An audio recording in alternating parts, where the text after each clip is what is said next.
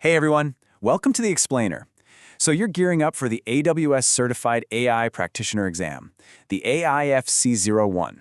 I know, it sounds like a mouthful, and honestly, the material can feel like a giant puzzle at first. But don't worry, we're going to take all those complex concepts and break them down into super clear, actionable takeaways. We're going on a highly structured, super engaging journey through this material together. So let me ask you, are you ready to crack the AWS Certified AI Practitioner exam? Yes, it's a tough test, but seriously, once we unpack this stuff, you're going to find it's totally manageable. Let's build that confidence up. You've absolutely got this. Okay, let's dive into this. We've taken a massive list of exam topics and structured them into 4 super clear, logical domains to make studying a total breeze. First, machine learning fundamentals. Second, generative AI concepts. Third, the AWS AI toolchain. And fourth, security, governance, and ethics. All right, kicking things off with Domain 1, Machine Learning Fundamentals, the bedrock of AI. This is the theoretical foundation we really need to nail down before we even touch any AWS tools. You know, training a model is kind of a delicate balancing act. On one end, you have overfitting. This is when your model has low bias but high variance. Basically, it learns the training data too well. It literally memorizes it, which means it completely falls apart when you give it new, real-world data. Then, on the flip side, you've got underfitting. High bias, low variance. This model is just way too simplistic to learn the patterns at all. So the goal here? Finding that sweet spot right in the middle. Now, while we're talking about training, we absolutely have to talk about an epoch. An epoch is just a single pass through the entire training dataset by the model to adjust its parameters. Actually, think of it like reading a textbook. You don't just read it once to ace the test, right? You read it multiple times. Well, models do the exact same thing. Multiple epochs are used to iteratively improve a model's accuracy over time. So how do we actually know if our model is doing a good job? Well, you evaluate success by matching the specific metric to the real-world task. This is a huge, high-yield tip for exam day, so mentally link these up. Rouge goes directly with text summarization, blue, that's for machine translation, pair BERT score with semantic similarity, and finally, use recall and AUC for classification tasks. Got it? Awesome. Okay, let's pick up the pace a bit. Domain 2, generative AI concepts, scaling up the power. We are entering the incredibly dynamic world of large language models. Before we generate all that mind-blowing text, we need to understand the absolute basic building blocks. A token is the fundamental unit of text used to represent words or even subwords after tokenization. Why is this so crucial for the AWS exam? Because foundation models typically charge users based on the number of input and output tokens they process. It's literally the currency of Gen AI. Let's put on our problem-solving hats for a second. Imagine a model's outputs are feeling a bit too repetitive, kind of robotic, and you want to vary things up. How do you make that model a little more creative?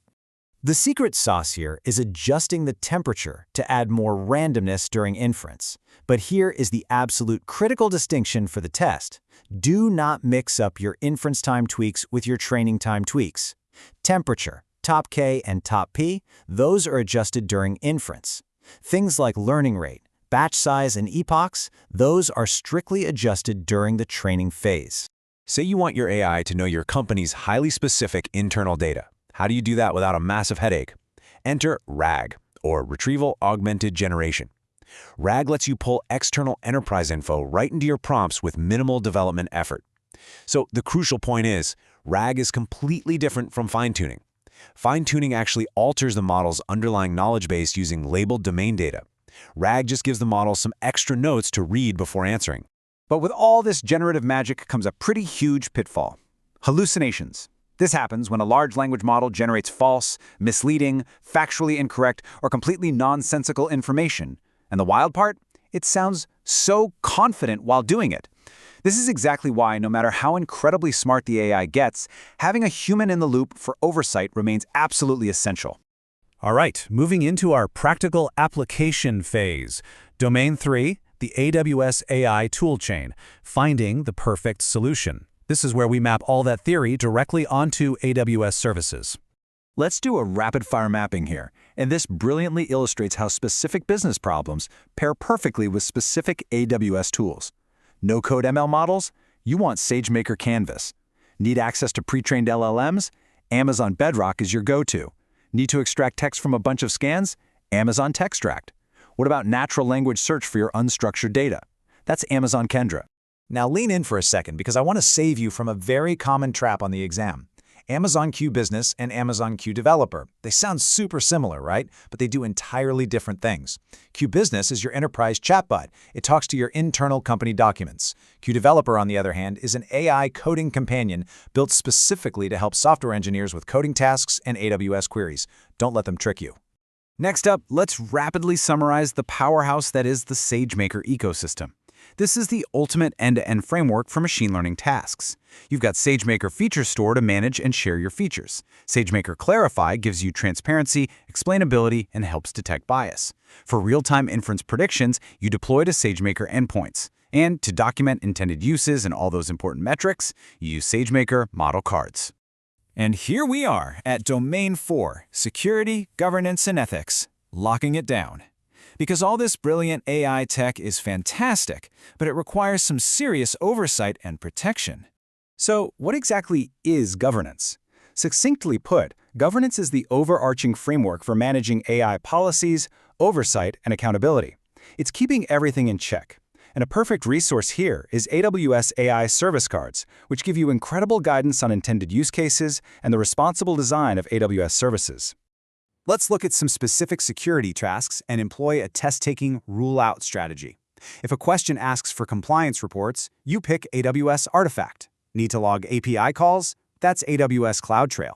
Scanning EC2 instances for vulnerabilities? Amazon Inspector. But, and this is vital, if the exam asks you to anonymize or mask sensitive PII data in an S3 bucket, absolutely do not pick Inspector. The tool for masking data is Amazon Massey.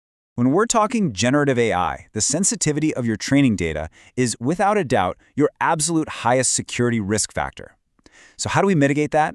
You implement guardrails for Amazon Bedrock. This specific feature perfectly filters out harmful content and ensures your applications stay strictly aligned with ethical compliance. You literally cannot talk about AWS without reinforcing the shared responsibility model. There is a stark, absolute division here. AWS's responsibility is securing the underlying infrastructure, the actual servers, the hardware, and the software running the cloud. But your responsibility as the user, you have to ensure the security and protection of the customer data you store in services like S3. Basically, AWS provides the highly secure house. You're the one who has to remember to lock the doors. Which brings us to a final, provocative thought to leave you with. Now that you hold the keys to the entire AWS AI ecosystem, how will you use this immense power responsibly? Because mastering the theory, the tools, and the safeguards, that's really just the beginning of the journey. Thank you so much for exploring this with me on The Explainer today. You are totally empowered and ready to go ace that exam. Happy studying.